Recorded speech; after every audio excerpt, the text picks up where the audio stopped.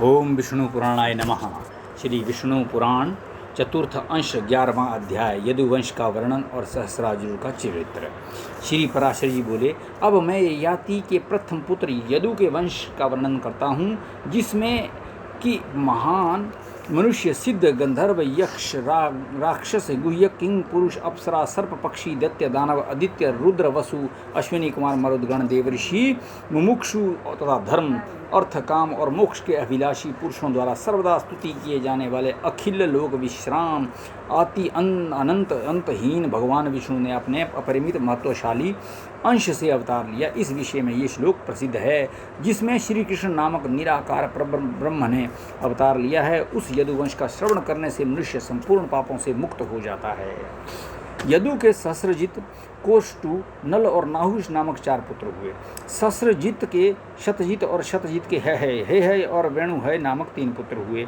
है ये पुत्र धर्म का पुत्र धर्म, धर्म का पुत्र धर्मनेत्र, धर्मनेत्र का पुत्र कुंती, कुंती का सहजित और सहजित का पुत्र महिष्मान हुआ, जिसने महिष्मतीपुरी को बसाया। महिष्मान के भद्रश्रेण्य, भद्रश्रेण्य के दूरदम, दूरदम, दूरदम के धनक और धनक के कृतवीर्य, कृताग्नि, कृतधर्म और कृतौजा नामक 4 पुत्र हुए। कृतवीर्य के सहस्र भुजाओं वाले सप्तद्वीपाधिपति अर्जुन का जन्म हुआ। सहस्रार्जुन ने अत्रि कुल में उत्पन्न भगवदंश रूप श्री दत्तात्रेय जी की उपासनाएं कर सहस्र भुजाएं, अधर्म का आचरण का निवारण, स्वधर्म का सेवन, युद्ध के द्वारा संपूर्ण पृथ्वी मंडल का विजय, धर्मानुसार प्रजापालन, शत्रुओं से अपराजय तथा त्रिलोक प्रसिद्ध पुरुष से मृत्यु, एक ऐसे कई वर मांगे और प्राप्त किए। अर्जुन ने इस संपूर्ण सप्तद्वीपवती पृथ्वी का पालन तथा 10,000 यज्ञों का अनुष्ठान किया था। उसके विषय में ये श्लोक आज तक कहा जाता है। यज्ञ, दान, तप, विनय और विद्या में कार्तवीर्य सहस्रार्जुन की समता कोई भी राजा नहीं कर सकता। उसके राज्य में कोई भी पदार्थ नष्ट नहीं होता था। इस प्रकार उसने बल, पराक्रम, आरोग्य और संपत्ति को सर्वथा सुरक्षित रखते हुए 85,000 वर्ष राज्य किया।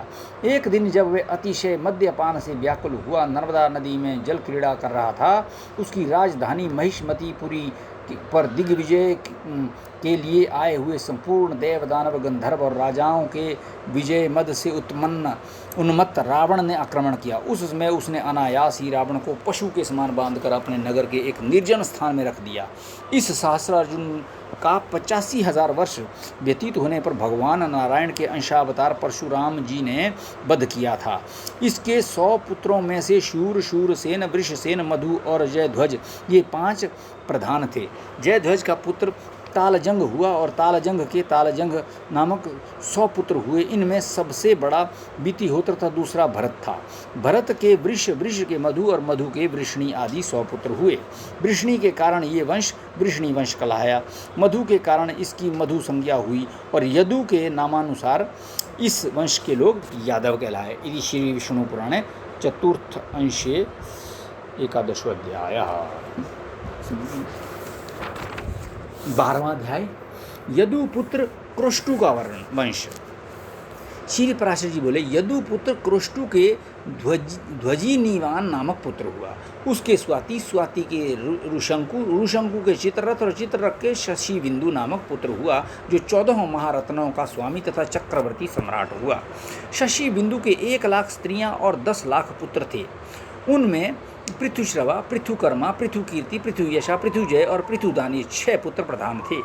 पृथुश्रवा का पुत्र पृथुतम और उसका पुत्र उष्णा हुआ, जिसने 100 अश्वमेध यज्ञ किए। उष्णा के शितपु नामक पुत्र हुआ। शितपु के रुक्कम कवच के परावृत और परावृत के रुक्मेशु, पृथु, ज्यामघ, बलित और हरित नामक 5 पुत्र हुए।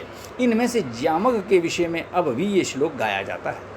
संसार में स्त्री के वशीभूत जो लोग होंगे और जो लोग पहले हो चुके हैं, उनमें शैब्या का पति राजा ज्यामघ ही सर्वश्रेष्ठ है। उसकी स्त्री शैब्या यद्यपि निसंतान थी, तथापि संतान की इच्छा रहते हुए भी उसने उसके भय से दूसरी स्त्री से विवाह नहीं किया। ज्यामघ एक दिन बहुत से रथ, घोड़े और हाथियों के संघट से अत्यंत भयानक युद्ध में लड़ते हुए उसने अपने समस्त शत्रुओं को जीत लिया। उस समय वे समस्त शत्रुगण, पुत्र, मित्र, स्त्री, सेना और कोष आदि से हीन होकर अपने अपने स्थानों को छोड़कर दिशा विदिशाओं में भाग गए। उनके भाग जाने पर उसने एक राजकन्या को देखा जो अत्यंत भय से कातर हुई विशाल आंखों से देखते हुए हे तात, हे माता, हे भाता, मेरी रक्षा करो, इस प्रकार व्याकुलतापूर्वक विलाप कर रही थी। उसको देखते ही उसमें अनुरक्त चित्त हो जाने पर राजा ने विचार किया, ये अच्छा ही हुआ मैं पुत्रहीन और बंध्या का पति हूँ।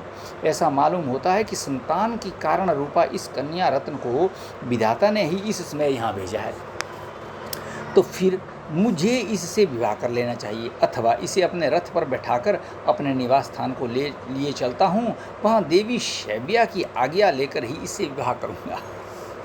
ठीक है जामक। तदंतर वे उसे रथ पर चढ़ाकर अपने नगर को ले चले। वहाँ विजयी राजा के दर्शन के लिए संपूर्ण पुरवासी, सेवक, कटुंबी जन और मंत्री वर्ग के सहित महारानी शैब्या नगर के द्वार पर आई हुई थी। उसने राजा के वाम भाग में बैठी हुई राजकन्या को देखकर क्रोध के कारण कुछ कांपते हुए होठों से कहा, हे अति चपल चित, तुमने रथ में ये किसे बैठा रखा है? राजा को भी जब कोई उत्तर ना सूझा तो अत्यंत डरते डरते कहा, ये मेरी पुत्र वधू है। तब शैब्या बोली, मेरे तो कोई पुत्र हुआ ही नहीं और आपके दूसरे कोई स्त्री भी नहीं है, फिर किस पुत्र के कारण आपका इससे पुत्र वधू का संबंध हुआ? श्री पराशर जी बोले, इस प्रकार शैब्या की ईर्ष्या और क्रोध कलुषित वचनों से विवेकहीन होकर भय के कारण कही हुई असंबद्ध बात के संदेह को दूर करने के लिए राजा ने कहा, तुम्हारे जो पुत्र होने वाला है उस भावी शिशु की मैंने ये पहले से ही भार्या निश्चित कर दी है। ये सुनकर रानी ने मधुर मुस्कान के साथ कहा, अच्छा ऐसा ही हो, और राजा के साथ नगर में प्रवेश किया। तदंतर पुत्र लाभ के गुणों से युक्त उस अति विशुद्ध लग्न हुराशक अवयव के समय हुए पुत्र जन्म विषयक वार्तालाप के प्रभाव से गर्भ धारण के योग्य अवस्था न होने पर भी थोड़े ही दिनों में शैब्या के गर्भ रह गया और यथासमय एक पुत्र उत्पन्न हुआ। पिता ने उसका नाम विदर्भ रखा और उसी के साथ उस पुत्र वधू का पाणी ग्रहण किया। इससे विदर्भ ने क्रथ और कैशिक नामक 2 पुत्र उत्पन्न किए। फिर रोमपाद नामक एक तीसरे पुत्र को जन्म दिया जो नारद जी के उपदेश से ज्ञान विज्ञान संपन्न हो गया था। रोमपाद के बभ्रू के धृति के कैशिक और कैशिक के चेदी नामक पुत्र हुआ, जिसकी संतति में चैद्य राजाओं ने जन्म लिया। जामक की पुत्र वधू के पुत्र क्रथ के कुंती नामक पुत्र हुआ।